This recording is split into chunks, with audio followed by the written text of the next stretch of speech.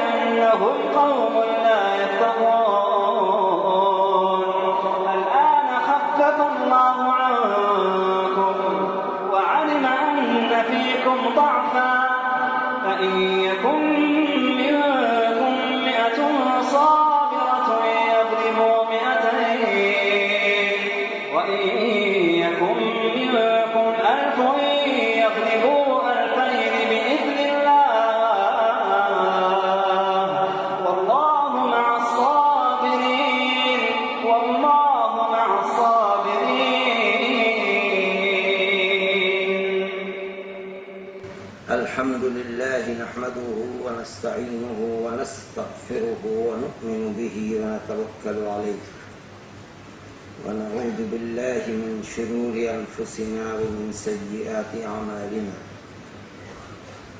من يهده الله فلا مضل له ومن يضلل فلا هادي له ونشهد أن لا إله إلا الله وحده لا شريك له ونشهد أن سيدنا ومولانا محمد عبده ورسوله اما بعد جمعیت علماء صوبہ راجستھان کی طرف سے بلائے گئے جنگ آزادی کے سلسلے میں اس اجلاس کے مدعو خصوصی بزرگ لیڈر پرسرام مدیرنا صاحب، محترم اور دیگر معززین شہر اور لیڈر حضرات، علماء کرام اور اس عظیم الشان جلسے میں شریک ہونے والے اہالیان جودھ پور اور صوبہ راجستھان کے دیگر حضرات اور جمعیت علماء کے ورکرز، ہندوستان میں رہنے والی ہر قوم اپنے بزرگوں کی تاریخ اور خصوصیت سے آزادی وطن کے سلسلے میں ان کی قربانیوں کا ذکر کم و بیش 1.5 سال سے برابر کر رہی ہے۔ ہندوستان کی گورنمنٹ نے پچھلے سال کو اس سلسلے کے اندر ملک کی آزادی کے سلسلے میں 1857 سے لے کر اس وقت تک 150 سال کی تقریبات کا سال بنایا تھا۔ اس سلسلے میں ملک میں بسنے والے مسلمانوں کے لیے بھی یہ ضروری تھا کہ وہ اپنے بزرگوں کی قربانیوں کا ذکر کرتے، اور انہوں نے کیا، اور بالخصوص جب کہ ان کی قربانیاں اس ملک کی آزادی کے سلسلے میں تاریخی اعتبار سے جن کا انکار ممکن نہیں ہے، ملک میں بسنے والے ہر طبقے کے مقابلے میں بڑی لمبی اور بہت زیادہ ہے۔ یہ ضروری تھا کہ وہ اپنی اس تاریخ کو شہر شہر دہراتے، اور مسلمانوں پر یہ ضروری ہے کہ وہ اپنے آباء و اجداد اور بزرگوں کی تاریخ کو پڑھیں، جانیں، اس لیے کہ جو قوم اپنے بزرگوں کی قربانیوں بھری تاریخ کو بھلا دے گی، وہ قوم اپنے مستقبل کے لیے کسی صحیح راستے کو کبھی متعین نہیں کر سکتی۔ یہ ضروری ہے اور یہ ضروری تھا۔ ملک کی آزادی کی تاریخ بڑی لمبی تاریخ ہے، لیکن میرے بھائی اس تاریخ کو اگر سمیٹا جا سکتا ہے تو سن 1799 میں جب سلطان ٹیپو شہید کو سرنگا پٹنم کے اندر شہید کیا گیا اور اس وقت ان کی لاش کے اوپر ایسٹ انڈیا کمپنی کے فوجی افسر نے کھڑے ہو کر یہ دعویٰ کیا تھا کہ آج ہندوستان ہمارا ہے۔ ملک کی آزادی کے لیے قربانیاں دینے کے لیے کھڑے ہونے کی تاریخ کی ابتدا وہاں سے ہوگی۔ اس کے 3 سال کے بعد چھوٹی چھوٹی ریاستیں اور نوابین کو زیر اثر کرنے کے بعد 1803 میں دلی کے اندر ایسٹ انڈیا کمپنی نے یہ اعلان کیا کہ ملک بادشاہ سلامت کا، خلق خدا کی، لیکن حکم ایسٹ انڈیا کمپنی کا ہے۔ یہ اعلان جس دن ہوا 1803 میں، اس وقت جب ہندوستان میں کسی کو شعور نہیں تھا، حضرت شاہ ولی اللہ صاحب محدث دہلوی کے بڑے صاحبزادے حضرت شاہ عبدالعزیز صاحب محدث دہلوی، جو اپنے زمانے کے سب سے بڑے عالم دین تھے اس وقت، انہوں نے یہ اعلان کیا تھا، یہ سب سے پہلا اعلان ہے کہ آج ہمارا ملک غلام ہو گیا اور اس غلام ملک کو آزاد کرانے کے لیے ہر مسلمان کے اوپر جہاد فرض ہے۔ یہ وہ وقت تھا کہ جب ہندوستان کے کسی طبقے کے اندر آزادی وطن کے لیے اعلان کرنے کا شعور نہیں تھا، احساس نہیں تھا، ہمت نہیں تھی۔ اگر کچھ لوگ لڑ رہے تھے تو وہ والیان حکومت تھے، اپنی حکومت کو بچانے کے لیے لڑ رہے تھے۔ یہ وہ لوگ تھے جو بوریا نشین تھے، جن کے پاس حکومت کے اقتدار کی کوئی چیز نہیں تھی، جس کی حفاظت کے لیے یہ ملک کی آزادی کا اعلان کرتے۔ یہ تو مدرسوں کے اندر رہنے والے، مسجدوں میں نماز پڑھانے والے بوریا نشین لوگ تھے۔ انہوں نے سب سے پہلے آزادی وطن کے لیے جہاد کا اعلان کیا اور انہیں اس کی قربانی دینی پڑی۔ تاریخ بتاتی ہے کہ حضرت شاہ عبدالعزیز صاحب رحمت اللہ علیہ کے مدرسے کو اس کا نام و نشان باقی نہیں رکھا گیا، ان کو زہر دے دیا گیا، ان کی جائیداد کو قرق کر دیا گیا، ان کو دلی سے جلا وطن کیا گیا، اس اندھا ہو گیا۔ اس شخص نے ہر چیز کو قربان کیا اور ہر مصیبت کو برداشت کیا، لیکن اس کے پیر کے اندر جنبش نہیں آئی۔ اس نے اپنی زندگی کے اندر اپنے شاگرد اور اپنے خاندان کے افراد کو تیار کیا کہ میں بوڑھا ہو گیا ہوں، لیکن میرا جو پروگرام ہے اور میں نے اس ملک کی آزادی کے لیے جہاد کا جو فتویٰ دیا ہے، اس کو عملی طریقے کے اوپر آگے بڑھانے کے لیے اپنے سر سے کفن مانگو۔ ان کے شاگرد حضرت سید احمد شہید رائے بریلی، دوسرے ان کے خاندانی فرد شاہ اسماعیل شہید دہلوی رحمت اللہ علیہ، یہ دونوں حضرت شاہ عبدالعزیز صاحب محدث دہلوی کے پروگرام کو بڑھانے کے لیے آگے بڑھے۔ سن 1824 میں شاہ عبدالعزیز صاحب محدث دہلوی کا انتقال ہو گیا. ان کے ان دو شاگردوں نے اس پروگرام کو آگے بڑھایا. حضرت شاہ سید احمد شہید رحمت اللہ علیہ نے اس زمانے کے جو والیان حکومت تھے ان کو خطوط لکھے. وہ خطوط آج بھی چھپے ہوئے موجود ہیں مکاتیب سید احمد شہید. ہندو راؤ دلی کے اندر بہت بڑے دولت مند اور یوں سمجھیے کہ ایک چھوٹے نواب، آج بھی باڑا ہندو راؤ کے نام سے مشہور ہے محلہ، ان سے خط و کتابت ہوئی اور یہ کہا انہوں نے لکھا کہ اصل میں آزادی وطن کے لیے جہاد کرنا. ہندو راؤ دلی کے اندر بہت بڑے دولت مند اور یوں سمجھیے کہ ایک چھوٹے نواب، آج بھی باڑا ہندو راؤ کے نام سے مشہور ہے محلہ، ان سے خط و کتابت ہوئی اور یہ کہا انہوں نے لکھا کہ اصل میں آزادی وطن کے لیے جہاد کرنا ان لوگوں کا کام ہے جن کے ہاتھ میں اقتدار ہے، حکومتیں ہیں، نواب ہیں.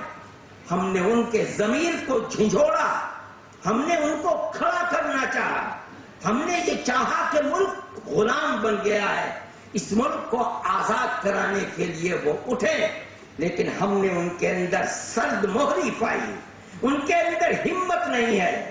ہماری دعوت پر اور ہماری للکار پر جب وہ نہیں اٹھے تو پھر ہم بوریا نشینوں نے اپنے سر سے کفن باندھا اور اپنے ملک کی آزادی کے لیے آگے بڑھ رہے ہیں.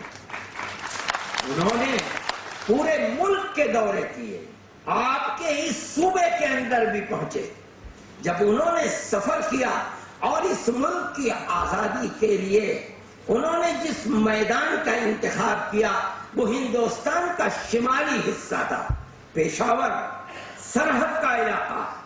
انہوں نے پورے ملک کے دورے کیے، جگہ جگہ پہنچے اور مسلمانوں سے، اس لیے کہ دوسرا طبقہ کھڑا نہیں ہو رہا تھا، مسلمانوں سے انہوں نے بیعت لی ہے، عہد کرایا ہے کہ وہ اگر ملک کو ضرورت پڑے گی تو کسی قربانی سے پس و پیش نہیں کریں گے.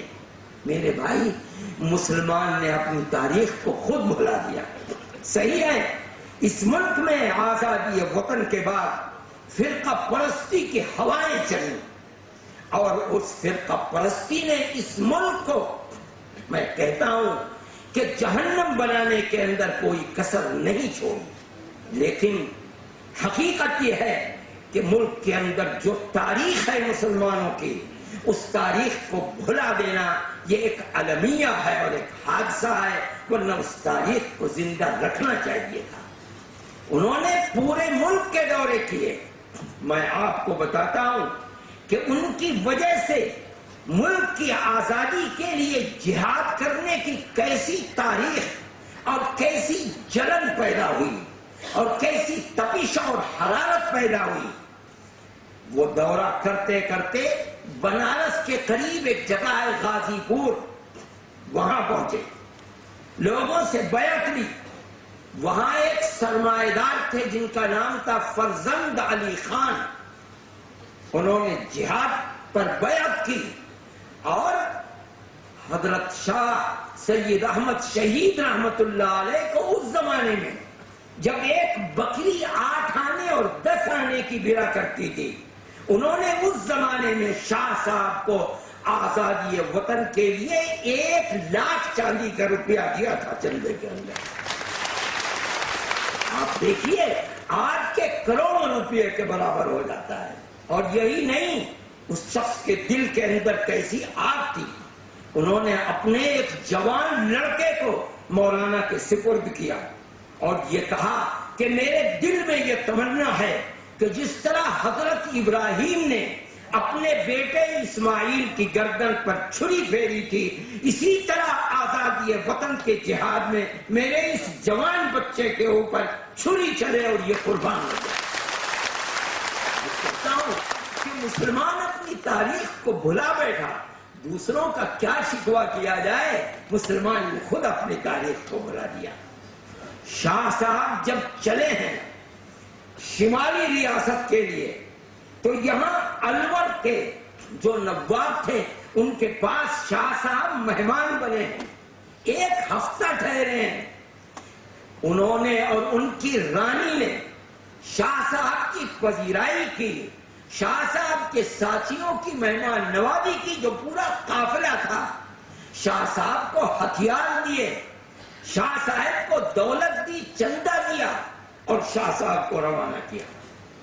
یہ آپ کے بزرگوں کی تاریخ ہے۔ شاہ صاحب وہاں پہنچے اور مکمل 3 سال انہوں نے جہاد کیا، اور اس جہاد کے نتیجے میں سن 1831 کے اندر شاہ سید اسماعیل شہید، شاہ سید احمد شہید رحمت اللہ علیہما اپنے ہزاروں ساتھیوں کے ساتھ قربان ہو گئے، ملک کی آزادی کی بھیٹ چڑھ گئے۔ آج دنیا یہ سمجھتی ہے کہ آزادی وطن کا جہاد 1857 ہے پہلا، یہ بات نہیں ہے۔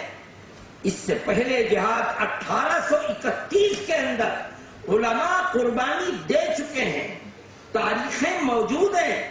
سیرت سید احمد شہید کو دیکھیے، مولانا علی میاں کی لکھی ہوئی تاریخ کو دیکھیے، غلام رسول مہر کی تاریخ کو دیکھیے، پڑھیے وقائع سید احمد شہید کو دیکھیے، آپ کے سامنے یہ تاریخ آئے گی۔ پھر یہی نہیں، شہید ہو گئے، لیکن ان کے ساتھ ایک جماعت تھی علماء صادق پور کی۔ صادق پور یہ اس زمانے میں محلہ تھا پٹنہ، پٹنہ جو دارالسلطنت ہے، بہار کا مشہور شہر ہے، اس کے برابر تھا۔ آج تو صادق پور محلہ ہے۔ یہاں کے علماء کی بہت بڑی جماعت سن 1831 کے جہاد میں ان دونوں حضرات کے ساتھ ساتھ رہی۔ صحیح ہے، یہ بھیٹ چڑھ گئے آزادی وطن کی، قربانی دے دی۔ علماء صادق پور نے بالا کوٹ میں شہادت کے بعد اس حصے کو چھوڑا نہیں، وہیں رہ گئے، اور سن 1846 تک برابر جہاد کرتے رہے۔ یہ سب سے پہلا جہاد ہے، یہ اس وقت کا جہاد ہے جب جہاد کے اندر تنہا مسلمان ہے شریک۔ کچھ لوگ ہیں، یہ کہا جاتا ہے، نام آتا ہے کہ حضرت شاہ صاحب کا جو توپچی تھا، شاید اس کا نام رام لال تھا، وہ ایک ہندو تھا، لیکن عام طریقے کے اوپر اس جہاد کے اندر تنہا مسلمان اور علماء نظر آتے ہیں۔ تاریخ بتاتی ہے کہ غازی پور کے 6 آدمی اس جہاد کے اندر شہید ہوئے ہیں۔ ان میں فرزند علی خان کا وہ بیٹا بھی تھا جس کو سید احمد شہید کو اس جذبے کے ساتھ دیا گیا تھا جس کا میں نے ذکر کیا۔ صحیح ہے، اس جہاد کے اندر شکست ہو گئی، لیکن علماء وہاں سے منتشر ہوئے، ہمت نہیں ہاری، دوسرے جہاد کی تیاری شروع کر دی۔ یہاں تک کہ سن 1857 کے جہاد کے اندر 1831 کے ٹھیک 26 سال کے بعد دلی، مراد آباد، سنبل، میرٹھ، سہارنپور، مظفر نگر اور پنجاب کے کچھ علاقے ایسا معلوم ہوتا تھا کہ اس 1857 کے جہاد کے لیے ہندو مسلمان سب کے لیے یہ زمین ایسی لگتی تھی جیسے آگ جل رہی ہے۔ اب اس جہاد کے اندر تنہا مسلمان نہیں، شعور پیدا کیا گیا، احساس پیدا کیا کہ ہم اگر تنہا لڑیں گے ملک میں قربانی دیں گے، آزادی نہیں ہوگی، ضروری ہے کہ ملک کا ہر طبقہ جہاد کے لیے کھڑا ہو۔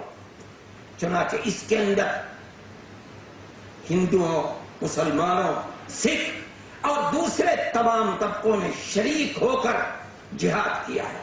میرے بھائی، اس جہاد کے اندر آپ دیکھیں کہ قربانی کس طرح دی ہے۔ مراد آباد ایک شہر ہے، آپ نے نام سنا ہوگا، جو لوگ گئے ہوں گے انہوں نے سنا ہوگا کہ وہاں کا ایک محلہ ہے گل شہید، آج بھی اس کا نام گل شہید ہے۔ فارسی میں گل مٹی کو کہتے ہیں، شہیدوں کی مٹی۔ یہاں کے جو نواب تھے ان کا نام تھا نواب مجو خان، آج بھی ان کے محلات موجود ہیں۔ یہ سن 1857 کے جہاد میں علماء کے ساتھ تھے، لیکن میں کہتا ہوں ان کے محلات موجود ہیں۔ یہ سن 1857 کے جہاد میں علماء کے ساتھ تھے، لیکن میں کہتا ہوں لوگ جہاد بھی کر رہے تھے اور وہ لوگ بھی تھے جو انگریز کے پٹھو بنے ہوئے تھے۔ نواب رامپور نے کو انگریز نے استعمال کیا اور ان کی مدد سے نواب مجو خان کو گرفتار کر لیا گیا۔ یہ بدقسمتی ہے، گل شہید کے اندر جو ان کی فوج تھی اور جو مجاہدین تھے ان کو پکڑ کر ذبح کیا گیا۔ ہزاروں کی تعداد کے اندر مسلمان شہید، وہ بہت بڑا قبرستان ہے گل شہید کے اندر، آج بھی وہ قبرستان موجود ہے۔ یہ کہا جاتا ہے کہ اتنے مسلمانوں کو شہید کیا گیا کہ یہاں کی مٹی ان کے خون سے سرخ ہو گئی تھی، اس کا نام ہی گل شہید، شہیدوں کی مٹی رکھ دیا گیا۔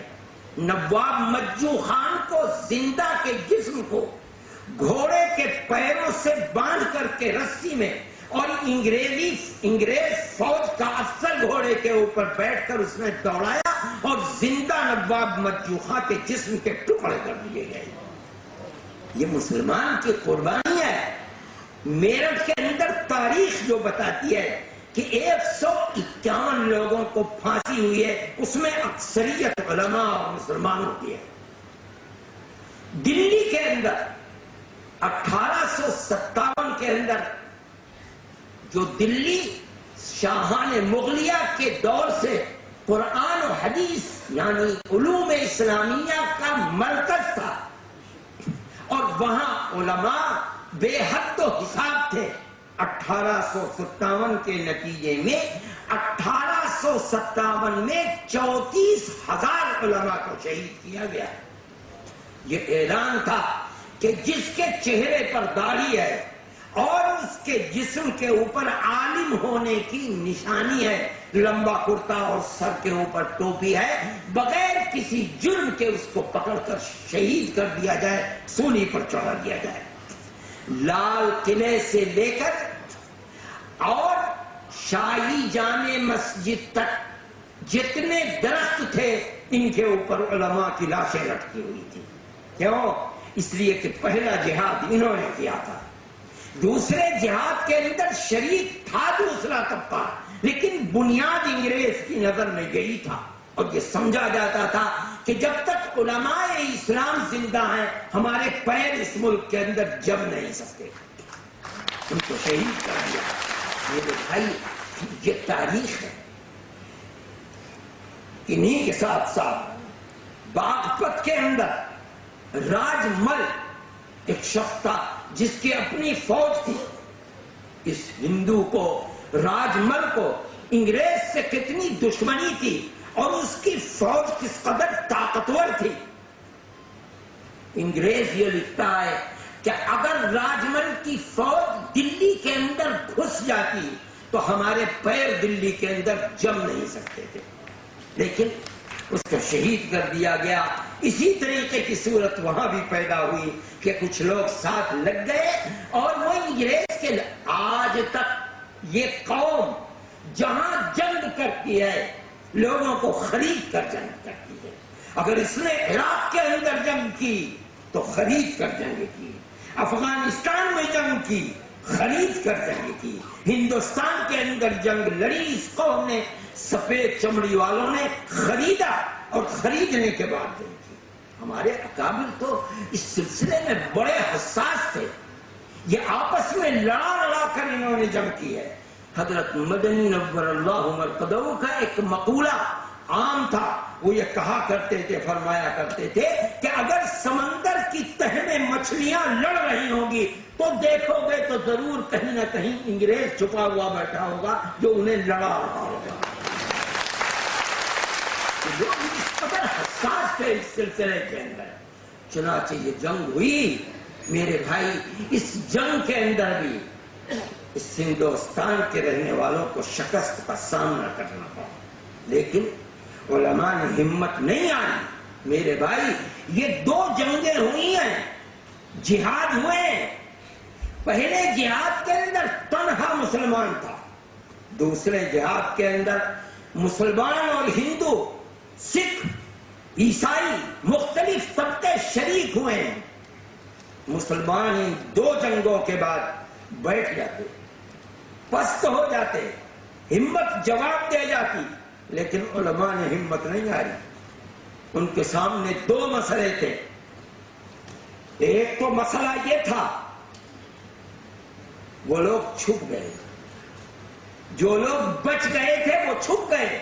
ان کے اندر حضرت حاجی امداد اللہ صاحب مہاجر مکی، جو بوڑھے تھے لیکن ہمارے تمام اکابر کے سرپرست تھے، ان کو بڑی خوش اسلوبی کے ساتھ چھپا چھپا کر ہندوستان سے نکال کر اس زمانے کے اندر سلطنت عثمانیہ ٹرکی حکومت کے ماتحت سعودی عرب تھا، وہاں بھجوا دیا گیا۔ جو ان کے شاگرد تھے وہ چھپ گئے، اس لیے نہیں کہ انہیں اپنی جان عزیز تھی، بلکہ اس لیے چھپے تاکہ تیسرے جہاد کی تیاری کی جا سکے۔ جب وہ باہر نکلے اور عام معافی کا اعلان ہوا تو اب ان کے سامنے 2 چیزیں سامنے آئی کہ تیسرے جہاد کی تیاری کیسے کی جائے، اس لیے کہ 2 جہادوں کے اندر لاکھوں مسلمان شہید ہو چکا۔ تیسرے جہاد کے لیے مجاہدین آزادی آئے کہاں سے، باقی نہیں رہ گئے، مر گئے، شہید ہو گئے، کہاں سے تیسرے جہاد کی تیاری ہو جائے۔ ایک اور دوسری چیز یہ ہے کہ حالات کی ستم ظریفی دیکھیے، وہ لوگ جو کل تک سر سے کفن باندھ کر اپنے ملک کی آزادی کے لیے قربانی دے رہے تھے اور قربانی دے دی، جن کے رگ و ریشے کے اندر انگریز کی دشمنی بیٹھی ہوئی تھی، آج انہی کے یتیم بچے قسم پرسی کے عالم میں گھروں سے باہر آ گئے، چلے گئے دنیا سے، اور اولاد کے پاس کچھ نہیں۔ بیوہ ماں یتیموں کی پرورش کہاں سے کرے، وہ گھروں سے باہر آ گئے۔ اور اس ملک کے اندر پادریوں کا ایک سیلاب ہے، وہ ان یتیموں کے ہاتھ کو پکڑتے ہیں، کہتے ہیں کہ ہمارے ساتھ چلو، ہمارے حوالے کر دو، گھر میں کھانا نہیں ہے، ہم اس بچے کو کھانا کھلائیں گے، تمہیں کپڑا پہنانے کے لیے نہیں ہے، ہم اس بچے کو کپڑا بھی دیں گے، تمہیں اس بچے کو تعلیم کے لیے پیسہ نہیں ہے، ہم اس بچے کو مفت تعلیم بھی دیں گے، اس بچے کو ہمارے حوالے کرو۔ دیکھیے حالات کی ستم ظریفی، جس کا باپ ملک کے لیے قربان ہو گیا، جس کے رگ و ریشے کے اندر انگریز کی دشمنی ہے، آج اسی کی اولاد ان پادریوں کے حوالے ہے، اور وہ اسکول میں جا کر بچے رہ رہے ہیں، کھا رہے ہیں، پڑھ رہے ہیں۔ کیا مطلب؟ انگریز وفادار بنا رہا ہے، جن کے باپ ان کے دشمن تھے، ان کے بچوں کو وفادار بنانے کے لیے وہ اپنے اسکولوں کے اندر مفت پڑھا رہے ہیں، مفت رکھ رہے ہیں، مفت کھانا دے رہے ہیں۔ جب یہ لوگ چھپ کر اپنی زندگی گزار رہے تھے، عام معافی کا اعلان ہوا تو باہر نکلے، آ کر دیکھا تو یہ عجیب ماجرا، یہ تو ملک میں انقلاب پیدا ہو گیا۔ آپ دیکھیے کہ انہوں نے اپنے تیسرے جہاد کی تیاری کے لیے افراد بنانے کے لیے فیکٹری بنانی چاہیے، اور سن 1857 کے 9 سال کے بعد 1866 کے اندر دارالعلوم دیوبند کی بنیاد رکھ دی، اور کیا کہا؟ ان بچوں کو پڑھائیں گے بھی مفت، ان کو کھانا بھی مفت دیں گے، ان کو پہننے کے لیے کپڑا بھی مفت دیں گے، بچوں کو اسکول میں نہ بھیجو، ہمارے پاس بھیجو۔ صحیح ہے، انگریز اسکول اس طرح کے بناتا ہے، وہ ملک کا مالک ہے، اس کے پاس پورے ملک کا خزانہ ہے، یہی نہیں ساری دنیا کا خزانہ ہے۔ وہ یہ دعویٰ کرتا تھا کہ ہماری حکومت میں سورج غروب نہیں کرتا، وہ یہ اعلان کر سکتا ہے۔ یہ مولوی جن کے پاس خود اگر صبح کو کھانا مل گیا تو شام کا کھانا نہیں، شام کو مل گیا صبح کا کھانا نہیں، یہ کیسے مدرسہ قائم کر دیں گے؟ کہاں سے کھلائیں گے؟ کہاں سے پڑھائیں گے؟ کہاں سے لکھائیں گے؟ کہاں سے پہنائیں گے؟ لیکن آپ یہ دیکھیے کہ جن کے پاس خود کھانے کو نہیں تھا انہوں نے مدرسہ قائم کیا اور پوری قوم کو ادھر لگا دیا کہ اس مدرسے کو زندہ کر، اگر یہ مدرسہ زندہ ہے تو تو زندہ ہے، اگر یہ مر گیا تو تو مر گئی۔ ساری ملک کو اس کے اوپر لگا دیا اور حکومت سے ایک پیسہ چندہ نہیں لیا، اصول بنا دیا۔ آج بھی وہ اصول دارالعلوم دیوبند کے اندر لکھا ہوا رکھا ہوا ہے، کسی گورنمنٹ سے کوئی امداد نہیں لی جائے گی، عوام کے چندے کے اوپر چلے گا۔ یہ اللہ کے یہاں ان کی قبولیت تھی کہ ان لوگوں نے اعلان کیا اور قوم کو متوجہ کیا کہ جس کے پاس جو کچھ ہے تیسرے جہاد کے لیے مردم سازی افراد کو پیدا کرنے کے لیے، ان یتیموں کی سرپرستی کے لیے، ان یتیموں کو بجائے اس کے کہ وہ انگریز کے وفادار بنے، اس ملک کی آزادی کے لیے مجاہد بنانے کے لیے جس کے پاس جو کچھ ہے وہ نچھاور کرے۔ قوم اس کے اوپر لگ گئی۔ چنانچہ میرے بھائی قوم نے مدد کی۔ آپ دنیا میں کسی قوم کے پاس، عربوں کے پاس دولت کے انبار لگے ہوئے، اور آج تو ساری دنیا کی دولت لگتی ہے کہ سمٹ کر عربوں کے پاس چلی جائے گی۔ دیکھیے پیٹرول ایسی چیز ہے کہ ساری دنیا اس کی محتاج ہے۔ پیٹرول کے ایک بیرل کی قیمت $150، ایسا لگتا ہے جب ساری دنیا کی دولت سمٹ کر عرب ملکوں کے پاس چلی جائے گی۔ بڑے دولت مند لوگ ہیں، آپ ان سے مسجد کے لیے چندہ مانگیے، دے دیں گے۔ مسجد آپ کو 50 لاکھ کی بنانی ہے، 1 کروڑ کی بنانی ہے، اس کی سمجھ میں آ جائے گا، وہ آپ کو دے دے گا۔ آپ مدرسے کے لیے چندہ مانگیے، اس کی سمجھ میں نہیں آتا بھائی مدرسہ چندے سے کیسے چلے گا۔ اس کے محتمین کو تو روزانہ دارالعلوم ہے، اس سال کا 1 سال کا بجٹ 11 کروڑ روپے ہے۔ دارالعلوم کے محتمین کو روزانہ صبح کو اٹھ کر 3 لاکھ روپے کی ضرورت ہے، تب مدرسہ چلے گا، اور مدرسہ چلتا ہے اور سال بھر چلتا ہے، تقریباً 150 سال سے چل رہا ہے الحمدللہ، اور انشاءاللہ چلتا رہے گا۔ مدرسہ کیسے چلے گا اس کی سمجھ میں نہیں آتا، لیکن آپ یہ دیکھیے میں ان لوگوں کی کرامت سمجھتا ہوں، عند اللہ ان کی مقبولیت سمجھتا ہوں کہ انہوں نے پوری قوم کو لڑایا۔ 150 سال ہو گئے ہیں یہ قوم جہاں بھی دنیا میں رہتی ہے، امریکہ میں رہتی ہے، یورپ میں رہتی ہے، ساؤتھ افریقہ میں رہتی ہے، افریقہ کے جنگلات میں رہتی ہے، آسٹریلیا میں رہتی ہے، ہندوستان جہاں رہتی ہے، ہندوستانی قوم وہ اپنے لیے ضروری سمجھتی ہے کہ مدرسوں کو زندہ رکھو، یہی قوم چندہ دیتی ہے۔ اس کو اس ڈگر کے اوپر لانے والا کون ہے؟ یہی یہ علماء ہے۔ میرے بھائی دارالعلوم دیوبند کی بنیاد پڑی، یہ وہ وقت ہے کہ نہ کانگریس ہے، نہ شعور ہے، نہ لوگوں کے اندر ملک کی آزادی کے لیے آواز اٹھانے کا حوصلہ ہے۔ علماء قربانی دیتے رہے، کفن سے سر باندھ کر ملک کی آزادی کے لیے بھیٹ چڑھتے رہے، اور تیسرے جہاد کی تیاری کی۔ 2 جہادوں میں ناکام رہے، لیکن جب تیسرے جہاد کے لیے مردم سازی کی ہے، اس جہاد کے اندر کامیاب ہوئے۔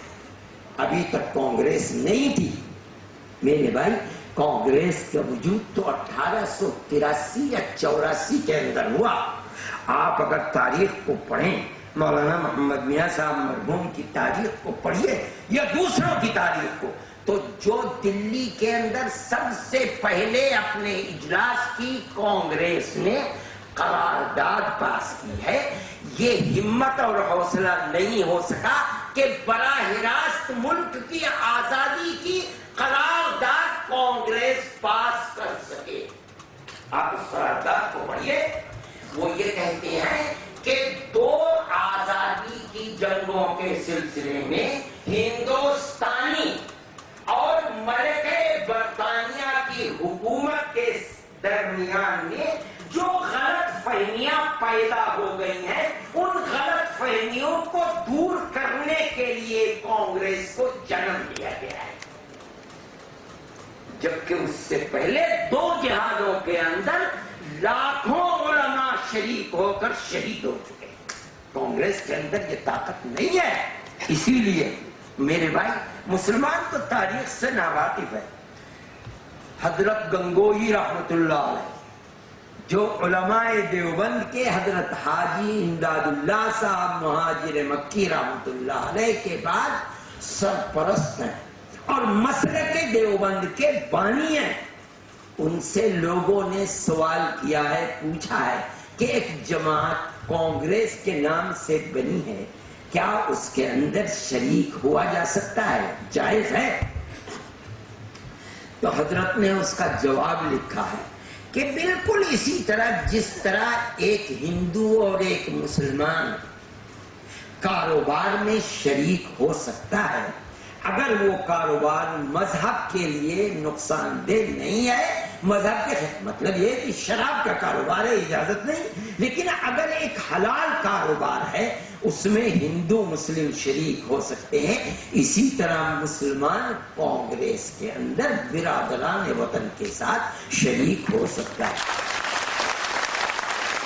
اور آپ دیکھیے یہ فتویٰ نصرت الابرار کے نام سے بار بار شائع ہوتا رہا، گورنمنٹ برطانیہ اس کے خلاف آواز اٹھاتی رہی اور اس کو کنڈم کرتی رہی، اور بار بار مسلمان یہاں شائع ہو گیا، یہاں سے اس کو چھین لیا، دوسری جگہ شائع کر دیا، تیسری جگہ، اس کا نام ہے نصرت الابرار، آج بھی اس کی کاپیاں ملتی ہیں۔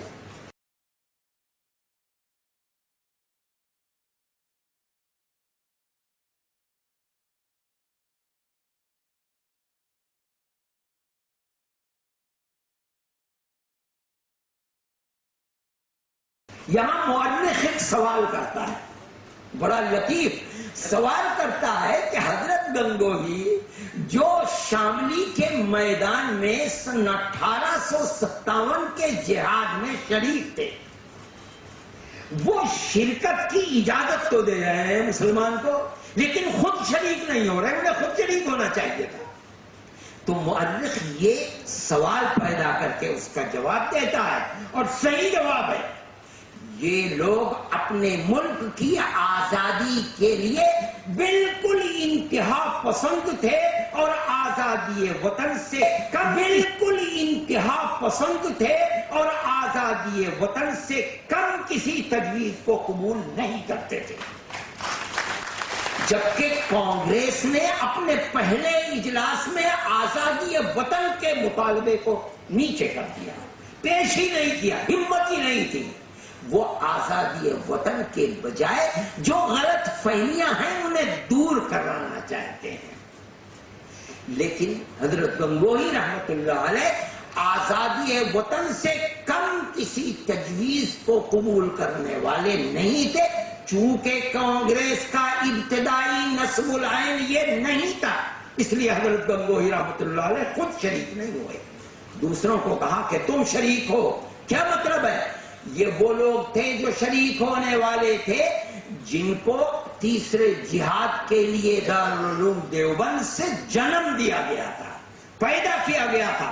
مطلب یہ ہے کہ تم کانگریس میں پہنچ کر اس کے اندر قوت کو پیدا کرو، اس کے اندر آزادی وطن کی آگ کو پیدا کرو، اسے وہاں تک پہنچاؤ کہ وہ آزادی وطن کا بگل بجائے، تاکہ ہندو اور مسلم کا مشترکہ پلیٹ فارم تیار ہو اور ملک کو آزاد کیا۔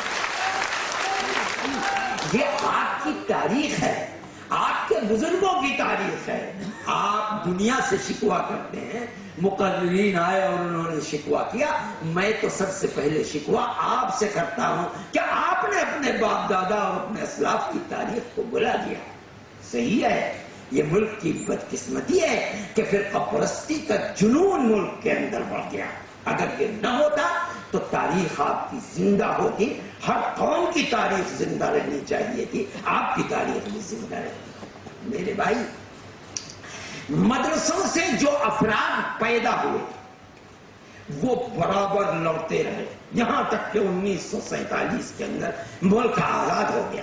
سب سے پہلا شخص مجاہد آزادی جس کے سینے کے اندر ملک کی محبت اور انگریز کی دشمنی رگ و ریشے کے اندر پیوست تھی، حضرت گنگوہی رحمت اللہ علیہ کا مجاز، حضرت نانوتوی رحمت اللہ علیہ کا شاگرد رشید، حضرت شیخ الہند مولانا محمود حسن، مسٹر جو گورنر تھا صوبہ جات متحدہ کا اس وقت، وہ یہ کہا کرتا تھا کہ اگر شیخ الہند کو جلا کر راکھ کر دیا جائے تو اس شخص کی راکھ کے اندر سے بھی انگریز کی دشمنی کی بو آئے گی۔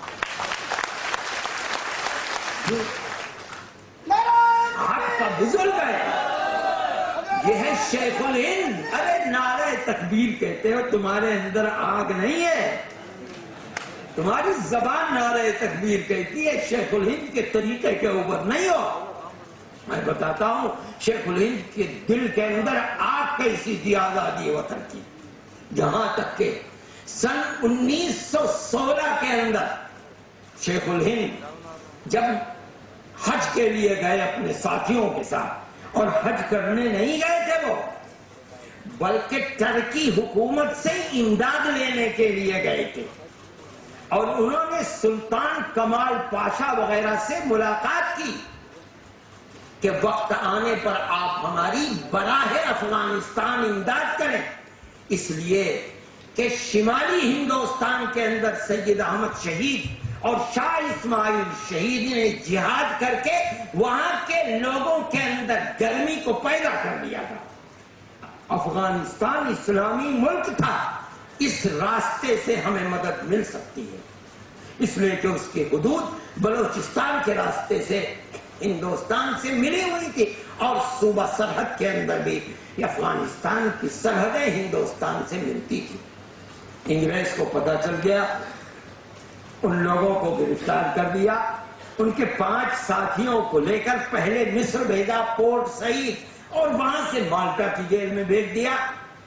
3 سال 7 مہینے کی قید بامشقت کے بعد ان کو آزاد کیا، اور آزاد کر کے انہیں ہندوستان بھیج دیا۔ ہندوستان جب وہ لوگ آئے تو اس وقت تک تو آزادی کا قافلہ 1919 کے اندر بڑھ چکا تھا، 1920 کا یہ واقعہ ہے، بڑھ چکا تھا۔ میں نے حضرت رحمت اللہ علیہ سے سنا ہے کہ جب ہم بمبئی میں اترے تو یہ لگتا تھا کہ ساری دنیا بمبئی میں جمع ہو گئی ہے۔ کوٹھوں کے اوپر جدھر سے ہمارا قافلہ گزرتا تھا، کوٹھوں کے اوپر عورتیں، بچے، مرد سڑکوں کے اوپر کھڑے ہوئے تھے، ہمیں دیکھنے کے لیے کہ یہ کون لوگ ہیں جو آزادی وطن کے لیے مالٹا سے جیل کاٹ کر 4 سال کے بعد آئے۔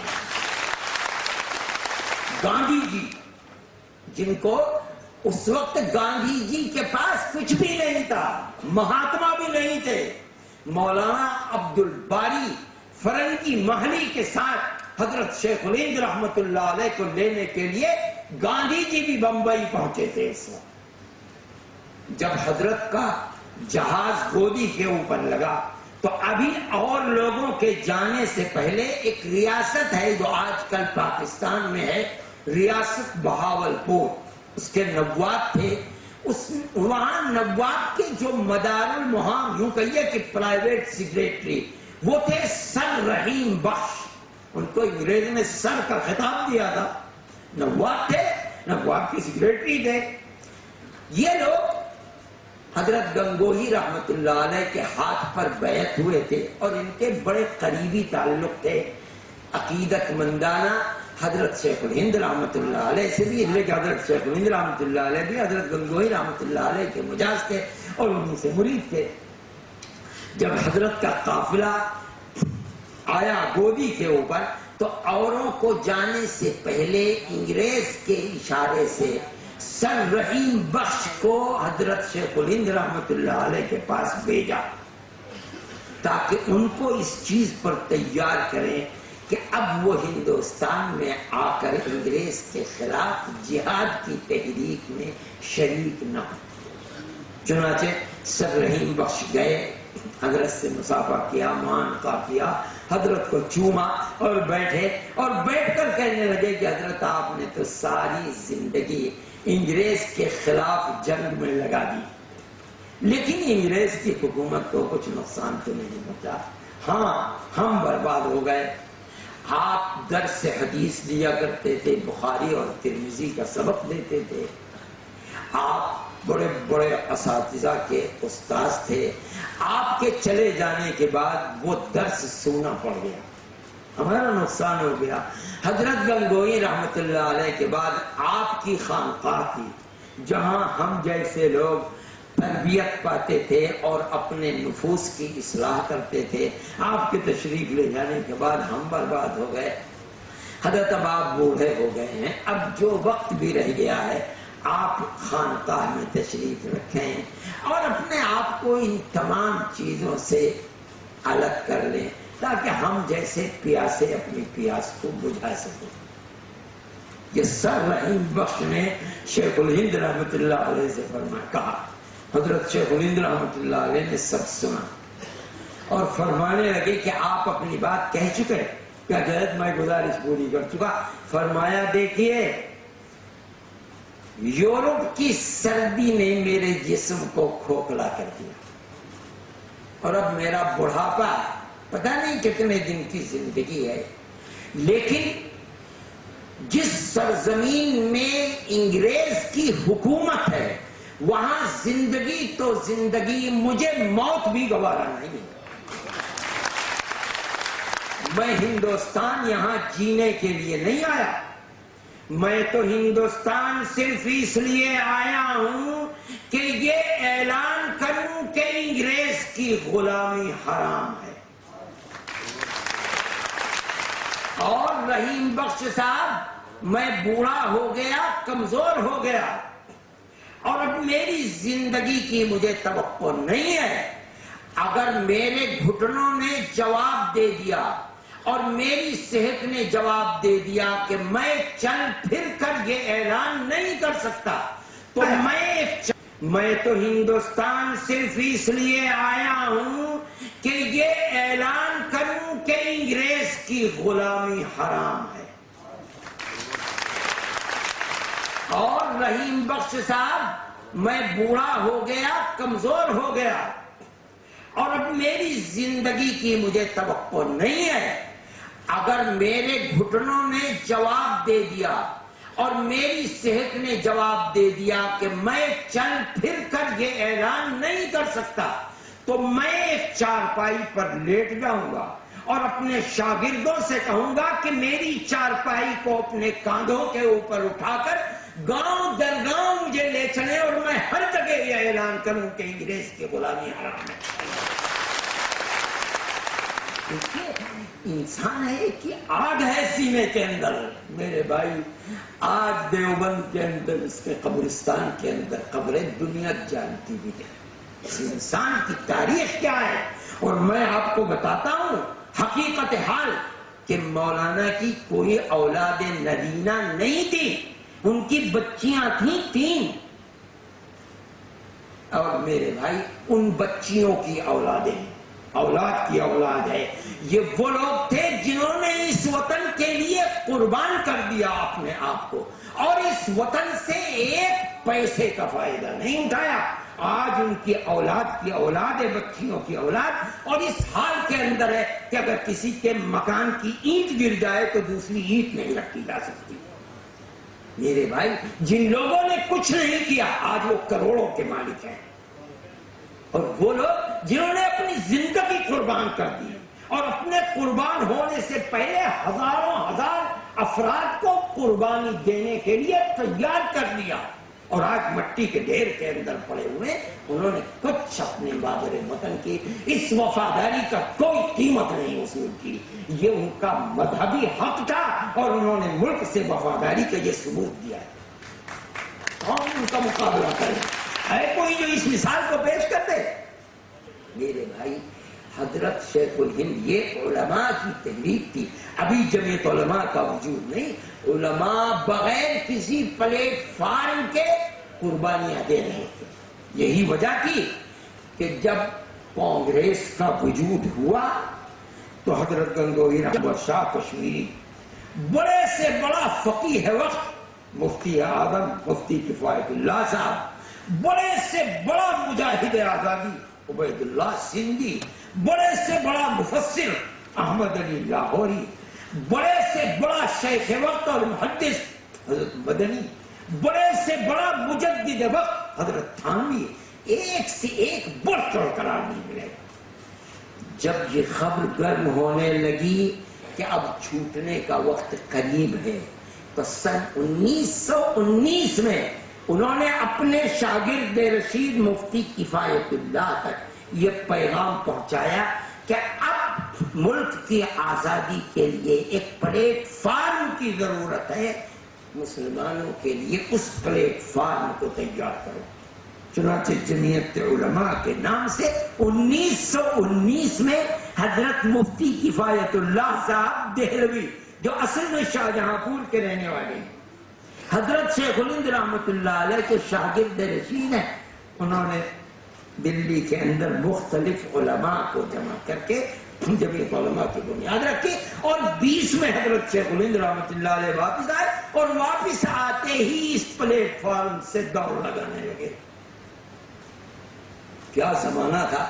میں نے مراد آباد میں جو اس تحریک کے دیکھنے والے تھے اس وقت کے، میں نے ان سے سنا ہے کہ جب یہ قافلہ مراد آباد پہنچا ہے مراد آباد والوں کے اصرار پر، تو مراد آباد میں اتنا بڑا مجمع ہندو اور مسلمانوں کا نہیں ہوا اس سے پہلے، اور ایک بگی تیار کی گئی، اور اس بگی میں بڑے لمبے لمبے بانس باندھے گئے تاکہ جس میں حضرت شیخ الہند اور ان کے وہ رفقا جو 4 سال کی جیل کاٹ کے آ رہے ہیں یہاں پہنچیں گے تو اس بگی میں گھوڑے نہیں لگیں گے، اس بگی کو مسلمان اور برادران وطن اپنے کاندھوں سے لے کر کے چلیں گے. یہ آپ تھی آزادی وطن کے. مسلمان تو جانتے ہی نہیں، اپنی تاریخ کو مسلمان نے خود بنا دیا. میرے بھائی کس کا شکوا پکڑا؟ صحیح ہے، یہ تاریخ زندہ رہنی چاہیے تھی اور ملک کو زندہ رکھنا چاہیے تھا، لیکن فرقہ پرستی کا برا ہو کہ اس نے اس ملک کا ناش کر دیا. میرے بھائی ہندو اور مسلمان دونوں کو مل کر فرقہ پرستی کا مقابلہ پیار اور محبت کے ساتھ کرنا چاہیے، بغیر اس کے کوئی صورت نہیں ہے.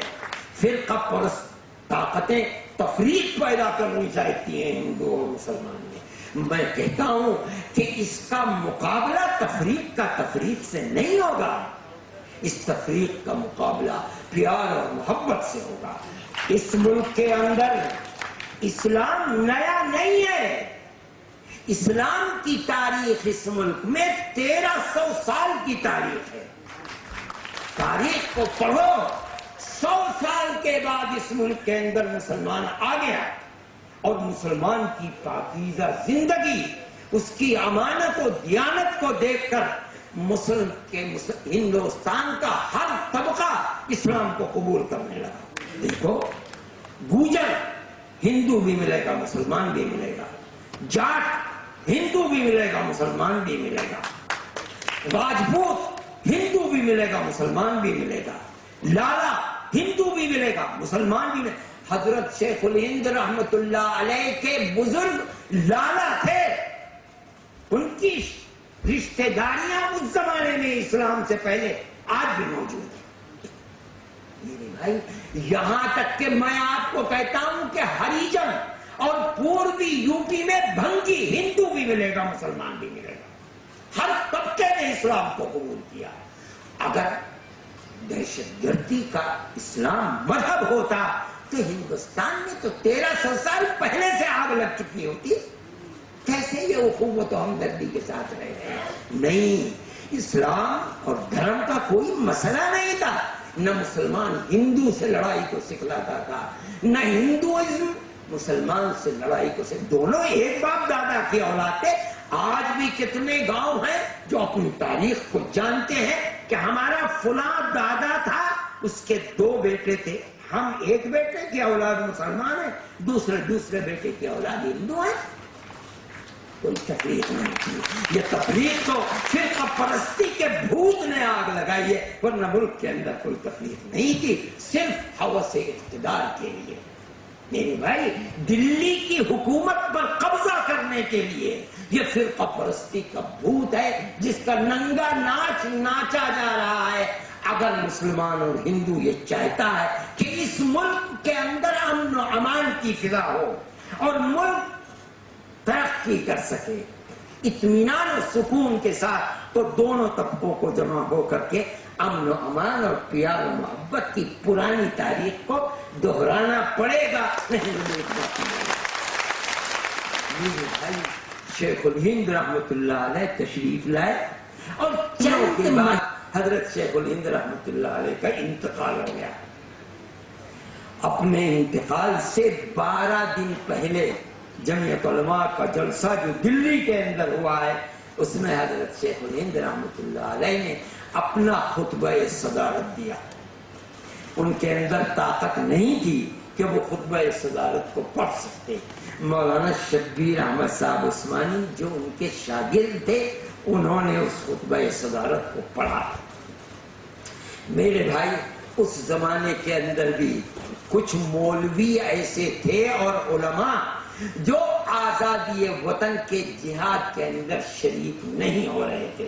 آپ دیکھیے حضرت شیخ الہند رحمت اللہ علیہ نے کس طرح انہیں للکارا ہے۔ الفاظ میں کچھ تغیر ہو سکتا ہے، میرے پاس اس وقت وہ لکھے ہوئے الفاظ نہیں ہیں۔ حضرت شیخ الہند رحمت اللہ علیہ اپنے اس خطبہ صدارت کے اندر لکھتے ہیں اور تحریر فرماتے ہیں کہ آپ اس کے ایک ایک لفظ کو سنیں۔ وہ علماء سے خطاب کر رہے ہیں، وہ فرماتے ہیں کہ اسلام ایک کامل اور مکمل مذہب ہے۔ اقتصادیات، سماجیات، سیاست، اسلام انسان کی زندگی کے ہر گوشے کو سمیٹے ہوئے ہے۔ مطلب یہ ہے کہ اسلام صرف عبادت کا نام نہیں ہے، اسلام میں مکمل سیاسی، اقتصادی، سماجی، تعلیمی ہر ضرورت اسلام کے اندر موجود ہے۔ پھر فرماتے ہیں کہ جو لوگ اس کشمکش زمانہ، یہ الفاظ ہیں ان کے، اس کشمکش زمانہ کی تحریک سے پہلو تہی کرتے ہیں۔ آزادی وطن کی تحریک سے مطلب یہ ہے کہ الگ رہتے ہیں اور صرف حجروں میں بیٹھے رہنے کو اسلام کی خدمت کے لیے کافی سمجھ رہے ہیں۔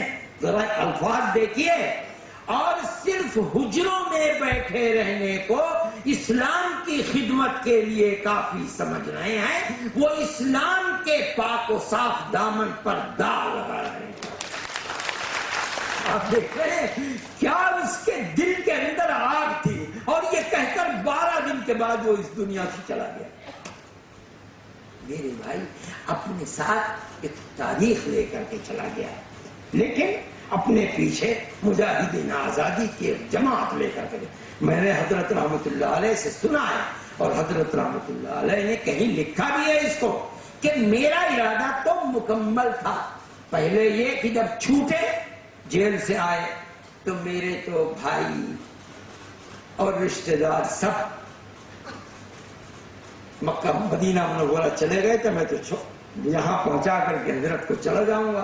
میں نے اجازت چاہی، حضرت نے اجازت نہیں دی۔ وہ میرے استاد تھے، میں ان کے ساتھ پھر رک گیا۔ جب حضرت کا وصال ہو گیا تو حضرت شیخ الہند رحمت اللہ علیہ سے مولانا ابوالکلام آزاد نے، جو اس وقت کلکتے میں تھے، مسجد ناخدا میں ایک مدرسہ کھولا تھا۔ میں نے اس مدرسے کو دیکھا ہے، وہ مدرسہ تو اجڑ گیا تھا، میں اس جگہ گیا ہوں۔ حضرت مولانا ابوالکلام آزاد رحمت اللہ علیہ نے حضرت شیخ الہند رحمت اللہ علیہ سے ایک عالم جو ابن تیمیہ اور ابن قیم کے علوم پر مہارت رکھتا ہو طلب کیا۔ حضرت شیخ الہند رحمۃ اللہ علیہ نے اپنے شاگردوں کو کہا کہ بھئی تم چلے جاؤ، تم چلے جاؤ، تم چلے جاؤ۔ کسی نے اپنی بوڑھی والدہ کا عذر کر دیا، کسی نے اپنے والد کی اجازت نہ لینے کا۔ آخر میں بالکل جب حضرت شیخ الہند رحمۃ اللہ علیہ کا آخری وقت تھا، انہوں نے حضرت کو بلایا اور بلا کر حضرت سے فرمایا کہ بھئی میاں مولوی حسین احمد ان کا مطالبہ ہے، میں کہتا ہوں کہ تم چلے جاؤ۔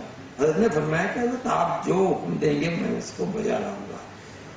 حضرت کے ہاتھ کو پکڑا، آخری وقت ہے، اور اپنے مبارک جسم کے اوپر پھیرا اور دعا دیتے ہوئے حضرت رحمۃ اللہ علیہ کو اجازت دی۔ حضرت جانتے تھے کہ حضرت بہت بیمار ہیں، لیکن حکم تھا، اس حکم کی بنیاد پر حضرت وہاں سے چلے، کلکتہ جانے کے لیے امروہے میں پہنچے اور وہاں انتقال کی اطلاع آ گئی۔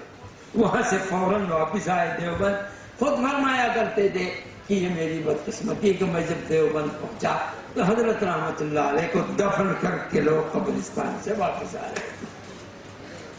میں یہ کہتا ہوں کہ ایک جماعت چھوڑی اور حضرت مدنی نور اللہ مرقدہ نے اپنے ارادے کو ختم کر دیا اور ختم کر کے اپنے آپ کو آزادی وطن کے لیے قربان کر دیا، یہاں تک کہ سن 1920 میں انتقال ہوا اور مکمل آزادی کے مطالبے کو لے کر جیل جاتے رہے، ان کے خدام نکلتے رہے جمعیت علماء کے پلیٹ فارم پر، یہاں تک کہ ملک سن 1947 کے اندر آزاد ہو گیا۔ میرے بھائی، یہ آپ کے بزرگوں کی قربانی کی داستان ہے۔ وقت کم ہے اور آپ کو یہ ہال 5 بجے مکمل خالی کر دینا ہے، 20 منٹ کا وقت باقی رہ گیا ہے۔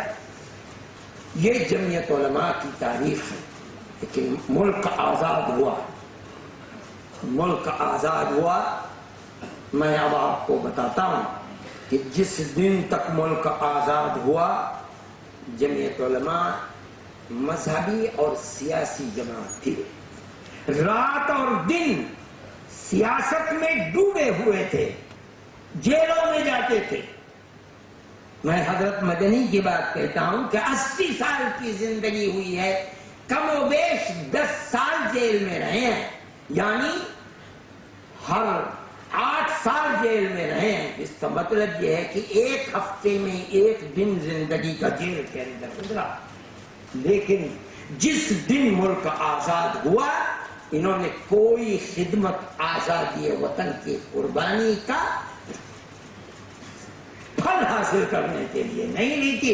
اگلے دن جمعیت علماء نے ایسا لگتا ہے جیسے ادھر سونے والے نے ادھر کروٹ لے لی، اسی دن اعلان کر دیا ورکنگ کمیٹی میں بیٹھ کر کہ آج سے جمعیت علماء خالص مذہبی جماعت ہے، سیاست سے اس کا کوئی تعلق نہیں ہے۔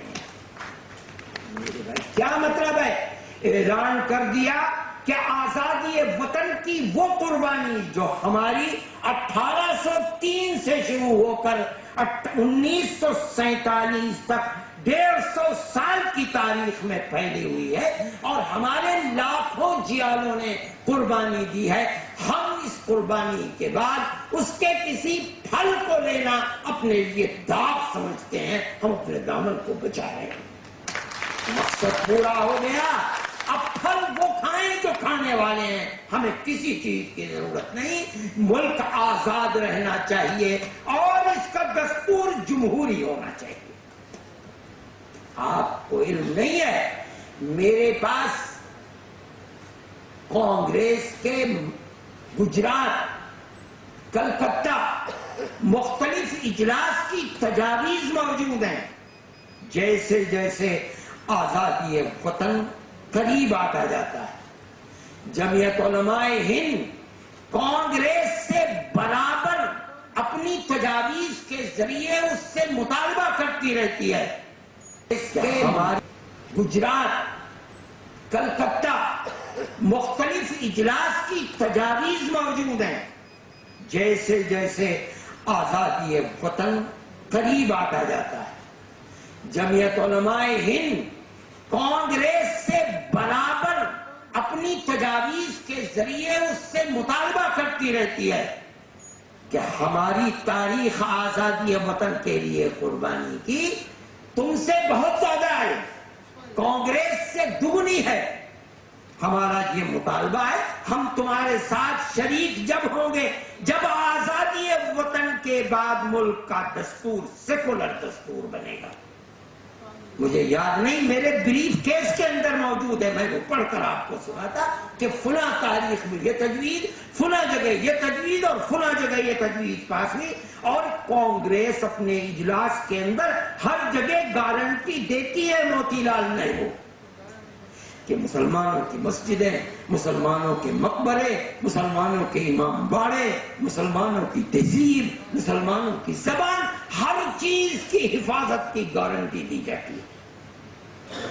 ملک آزاد ہوا، مسلم فرقہ پرستی نے مسلم لیگ کے بنیاد پر، میں کہتا ہوں یہ ملک اور قوم کی بدقسمتی کی، اسلام کی بنیاد پر ایک ملک کا حصہ لے لیا۔ جمعیت علماء اس کے ساتھ شریک نہیں ہوئی، گالیاں ملتی تھیں، اور اس طرح ملتی تھی گالیاں کہ ہندو جب جاتا تھا جیل کے اندر، جواہر لال نہرو، پنڈت جی، گاندھی جی، موتی لال نہرو، یہ لوگ جاتے تھے تو ہندو جیکارے لگاتے تھے، گلے میں ہار ڈالتے تھے۔ مسلمان ہمارے علماء جب جاتے تھے، مسلمان ہی یہ کہتا تھا کہ یہ ہندوؤں کے پٹھو جا رہے ہیں، غلام جا رہے ہیں۔ لیکن علماء نے ایک چیز کو حق سمجھا تھا، اور یہ سمجھا تھا کہ ملک کی آزادی مشترکہ ہونی چاہیے، ملک ایک ہونا چاہیے۔ انہوں نے فارمولہ دیا تھا کہ جن صوبوں کے اندر مسلم اکثریت ہے وہاں چیف منسٹر مسلمان بنے گا، جہاں ہندو اکثریت ہے وہاں چیف منسٹر ہندو بنے گا، ملک کا دستور سیکولر دستور ہوگا۔ اس کے بعد فرقہ پرست طاقتیں اٹھی اور انہوں نے کہا کہ جب مسلمان اسلام کے نام پر اپنا ملک لے چکا تو اس ملک کا دستور بھی وہاں اسلامی دستور ہے، یہاں ہندوازم کی بنیاد پر دستور ہوگا۔ میرے بھائی، یہ جمعیت علماء کے اکابر کی یہ چیز تھی کہ وہ ہاتھ پکڑ کر بیٹھ گئے کہ ہم نے بار بار وعدے لیے، تمہارے ساتھ قربانی ہم نے اس بنیاد پر دی ہے کہ ملک کا دستور سیکولر دستور ہوگا، اور ملک کا دستور مجبور ہوئے کہ سیکولر دستور بنا۔ میرے بھائی، ملک کے لیے سب سے بڑی قیمتی چیز، یہ ملک اقلیتوں کا ملک ہے، مسلم سب سے بڑی اقلیت ہے، یہاں ہندو سکھ اقلیت ہے، یہاں عیسائی اقلیت ہے، یہاں قبائلی اقلیتیں ہیں، یہ ملک اقلیتوں کا ملک ہے۔ اگر اس ملک کا دستور سیکولر دستور نہ ہوتا یہ ملک برباد ہو چکا ہوتا۔ اقلیتوں کے لیے یہاں ضمانت ملک کا سیکولر دستور ہے۔ میں کہتا ہوں کہ یہ دین ہے جمعیت علماء ہند کی۔ اپنی اس تاریخ کو پہچانو۔ آج جو فرقہ پرست طاقتیں ابھر رہی ہیں وہ سب سے بڑی ملک کی غدار اور اس سیکولر دستور کی دشمن ہے۔ اگر یہ سیکولر دستور نہ ہوا، خدا نہ خواستہ یہ سیکولر دستور ختم ہو گیا اور ملک فرقہ پرست طاقتوں کے شکنجے میں آ گیا تو اس ملک کی خیر نہیں ہے میرے بھائی۔ اور یہ ملک بدقسمتی ہے کہ اس طرف چل رہا ہے۔ آج سے پہلے سیکولر طاقتیں اتنی کمزور نہیں تھیں جتنی آج کمزور ہیں۔ آپ دیکھ لیجئے، جس صوبے کے اندر الیکشن ہوا سیکولر طاقت کو میدان سیاست سے نکال کر باہر کر دیا، اور پنجاب فرقہ پرست طاقت کا کیا ہوا، کرناٹک میں کیا ہوا، اتراکھنڈ کے اندر، ہر جگہ یہی کھیل کھیلا جا رہا ہے۔ میں کہتا ہوں کہ سیکولر طاقت کمزور ہے، اس کو آگے بڑھنا چاہیے، اقلیتوں کے دلوں کو جیتنا چاہیے۔ یہ ہمارا مطالبہ ہے جمعیت علماء کا، آج سے نہیں، بڑا پرانا مطالبہ ہے۔ اگر اقلیتوں کے دلوں کو نہیں جیتا گیا اور مستقبل کے لیے سیکولرزم کو طاقت نہیں دی گئی تو اس کا خطرہ ہے کہ آج سے پہلے تو فرقہ پرست طاقتیں تنے تنہا سیاست کے کرسی پر نہیں بیٹھی تھی، لیکن اس کا خطرہ ہو رہا ہے کہ کہیں خدا نہ خواستہ ملک کی سیاست پر تنہا ان کا قبضہ نہ ہو جائے، اور اگر یہ بدقسمت دن آیا تو اس ملک کی خیر نہیں۔ میرے بھائی، جمعیت علماء اپنی ایک تاریخ رکھتی ہے، اور ملک کی آزادی کے بعد اس کی تاریخ کیا رہی وہ ایک بڑی لمبی تاریخ ہے، لیکن چونکہ وقت ختم ہو گیا اس لیے میں آپ سے اجازت چاہتا ہوں۔ میں آپ کو جمعیت علماء ہند کی طرف سے یہ پیغام دیتا ہوں کہ آپ ملک کے اندر امن و امان، پیار اور محبت کی فضا کو پیدا کریں، اس کے لیے اتحاد کریں۔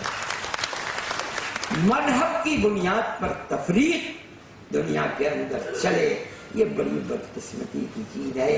کوئی مذہب تفریق اور دشمنی اور عداوت کو نہیں سکھلاتا، دنیا کے اندر مذہب تو دوستی اور پیار کی فضا کو قائم کرنے کے لیے آتا ہے۔ میرے بھائی، ہماری تو ایک تاریخ ہے، ہم 1300 سال سے اس ملک کے اندر پیار و محبت کے ساتھ رہتے چلے آئے ہیں۔ آج بھی میں کہتا ہوں کہ اس ملک کی قسمت کو اگر جگانا ہے تو آپ کو اپنی پرانی تاریخ کو دہرانا ہوگا۔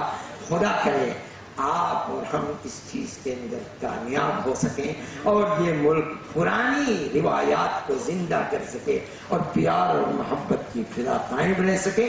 میں جمعیت علماء راجستھان کے صدر مولانا معروف صاحب اور اس کے تمام ورکرز کو اور آپ تمام حضرات کو اور اس ریاست کے جو لیڈران یہاں موجود ہیں ان کو مبارکبادی دیتا ہوں کہ آپ نے اس کا اہتمام کیا۔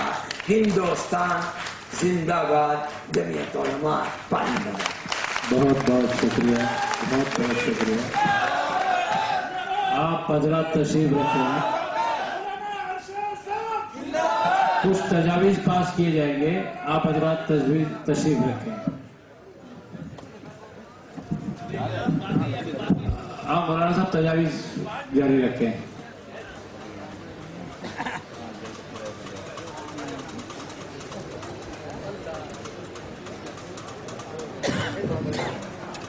پروگرام بالکل آخر میں ہے، 5-10 منٹ کا اور پروگرام تجاویز ہے، سندیش پڑھا جائے گا، اس کے بعد پروگرام اختتام ہے۔ میں سب سے پہلے حضرت مولانا رحمت اللہ صاحب سے گزارش کرتا ہوں کہ وہ آزادی اور جمہوری حقوق پر تجویز پیش فرمائیں۔